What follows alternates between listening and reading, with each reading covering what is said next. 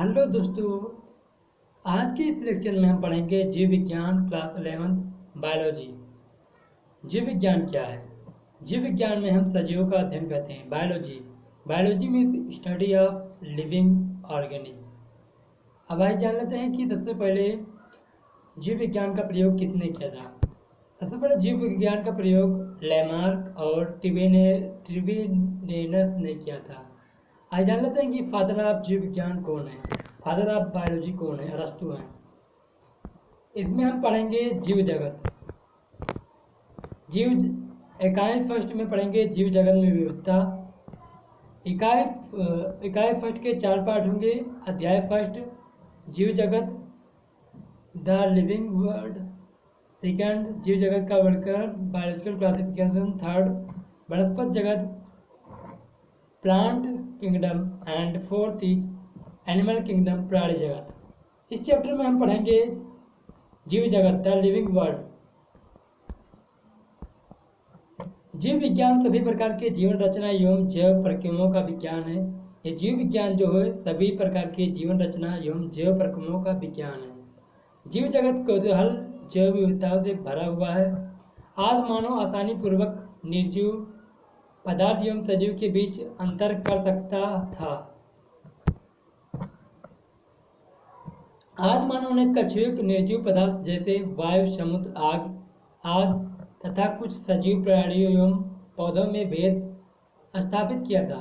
इन सभी प्रकार के जीवित एवं जीवहीन स्वरूप में उन्होंने जो सामान्य विशिष्टताएं पाई वो उनके द्वारा भय या दूर भगाने के भाव पर आधारित थी।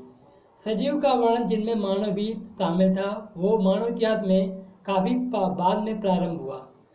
जो समाज जीव विज्ञान की दृष्टि से मनोउद्भव विज्ञान में संलग्न थे वे जैव वैज्ञानिक ज्ञान में सीमित प्रगति दर्ज कर सके।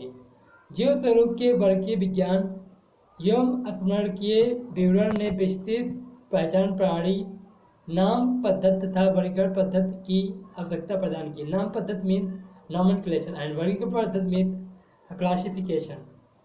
इस प्रकार के अध्ययनों का सबसे बड़ा प्रचक्रण सजीव द्वारा ऊर्ध्वाधर एवं क्षैतिज दोनों ही समानताओं की भागीदारी की मान्यता देना था। वर्तमान के सभी जीवों के परस्पर संबंध और साथ ही पृथ्वी पर आदिकाल वाले सभी जीव के साथ उनके संवादों का रहस्योद्घाटन मानवीय अहंकार और जैव विविधता के संरक्षण के लिए एक सांस्कृतिक आंदोलन के कारण थे।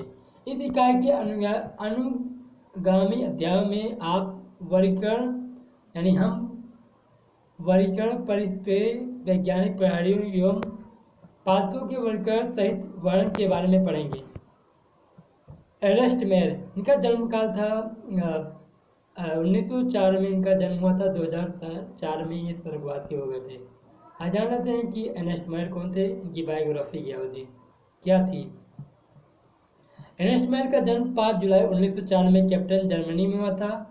आप हार्वर्ड विश्वविद्यालय से विकास परक जीव वैज्ञानिक थे, यानी कि हार्वर्ड विश्वविद्यालय से ये विकास परक जीव वैज्ञानिक थे जिन्हें 20वीं सदी का डार्विन कहा जाता है। ये क्वेश्चन आ सकता है कि नीट में भी आ सकता है और बोर्ड में भी पूछा जा सकता है कि 20वीं सदी का डार्विन किसे कहा जाता है।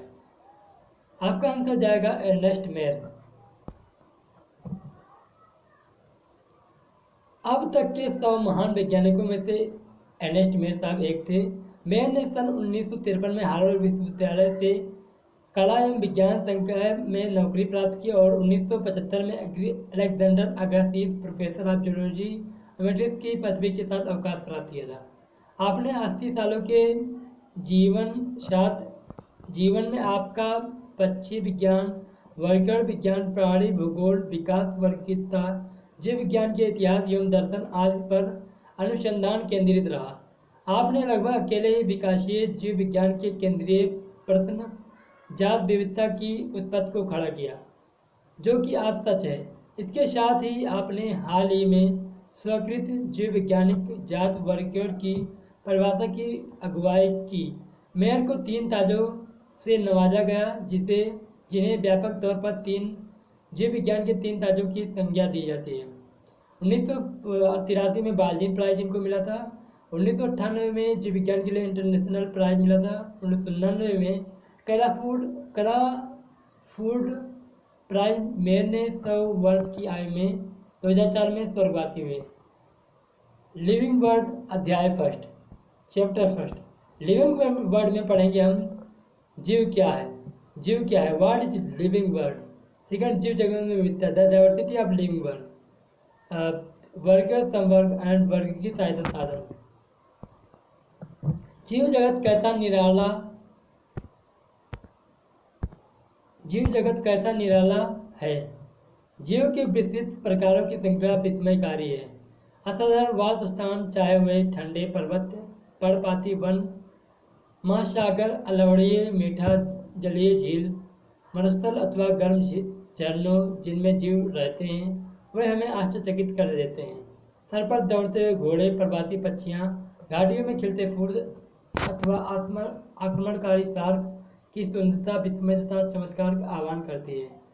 पारिस्थितिक विरोध तथा समष्टि के सदस्यों तथा समष्टि के समुदाय में सहयोग अथवा यहाँ तक कि कोशिका में आणविक गतिविधि से पता चलता है कि वास्तव में जीवन क्या है। इन प्रश्न में दो निर्विवाद प्रश्न है। पहला, तकनीकी का जो जीव तथा निर्जीव क्या है। जान लेते हैं the living word. What is living word, what is living. जब हम जीवन को परिभाषित करने का प्रयत्न करते हैं, यानी कि जब जीवन को हम डिफाइन करने की कोशिश करते हैं, तो हमें प्राय जीव के सुस्पष्ट अभिलक्षणों को देखते हैं। यानी कि उसके जो सुस्पष्ट अभिलक्षण हैं, जैसे वृद्धि करना, जनन करना, परिवार के प्रति संवेदना का पता लगाना, उनके अनुकूल क्रिया करना, ये सब हमारे मस्तिष्क में आ जाते हैं कि ये अद्भुत लक्षण जीवों के हैं। आप इस सूची में उपापचय, स्वयं की प्रतिलिपि बनाना, स्वयं को संगठित करना, प्रतिक्रिया करना तथा उद्यमन आदि को भी जोड़ सकते हैं। आओ हम सबको विस्तार से समझने का प्रयास करते हैं। सभी जीव वृद्धि करते हैं, यानी कि all living organism grow. Okay, जीवों की भार तथा संख्या में वृद्धि होना, ये दोनों की वृद्धि के द्वियुग्मी अभिलक्षण है।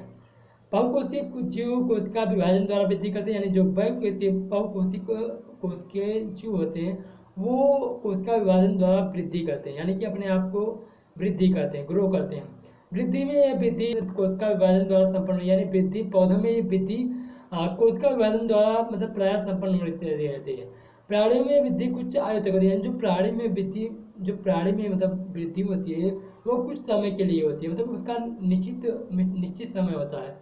लेकिन कोशिका विभाजन विशिष्ट ऊतकों में होता है, यानी कि जो कोशिका विभाजन होता है विशिष्ट ऊतकों मतलब जो उसके विशिष्ट ऊतक हैं उसमें होता रहता है, ताकि विलुप्त कोशिकाओं के स्थान पर नई कोशिकाएं आ सकें, यानी कि ताकि जो विलुप्त कोशिकाएं उसके स्थान पर नई कोशिकाएं आ सकें।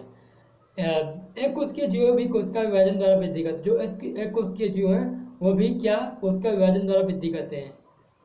बड़ी सरलता से कोई भी इसे पाते समुद्र में सूक्ष्मदर्शी माइक्रोस्कोप से देखकर कोशिकाओं की संख्या गिन सकते हैं, यानी कि जो इसको मतलब कोशिका में वृद्धि किस प्रकार होती है ये आप माइक्रोस्कोप से अच्छे से देख सकते हैं और गिन सकते हैं। अधिकांश उच्चकोटि के प्राणियों तथा पादपों में वृद्धि तथा जनन पारस्परिक विशिष्ट घटनाओं हैं। हमें याद रखना चाहिए जीव के भार में वृद्धि होने को वृद्धि समझा जाता है। यदि हम भार को वृद्धि का अभिलक्षण मानते हैं तो निर्जीव के भार में वृद्धि होती है। यही बोलते हैं कि जो हम कहते हैं कि ये जो जीव के भार में वृद्धि होती है तो निर्जीव में भी वृद्धि होती रहती है, जैसे कि पर्वत, ग्रह तथा रीछ के टेले में वृद्धि कहते हैं। लेकिन निर्जीव में इस प्रकार की वृद्धि उनकी सतह पर पदार्थ के एकत्र होने के कारण होती है। जीव में वृद्धि अंदर की ओर से होती है। जो मतलब जीवित प्राणी हैं उनमें वृद्धि अंदर की ओर होती है, इसलिए वृद्धि को जीव का एक विशिष्ट गुण नहीं मान सकते, यानी कि जो वृद्धि को एक जीव का विशिष्ट गुण नहीं मान सकते हैं। जीव के ये लक्षण जिन परिस्थितियों में परिचित होता है उनका विवेचना करके ही समझना चाहिए कि जीव तंत्र के लक्षण है, यानी कि समझना चाहिए कि ये जीव तंत्र के लक्षण है। इस प्रकार के जनन भी जीव का अभिलक्षण है। इस प्रकार जो जनन होता है ये भी जीव का अभिलक्षण गुण होता है।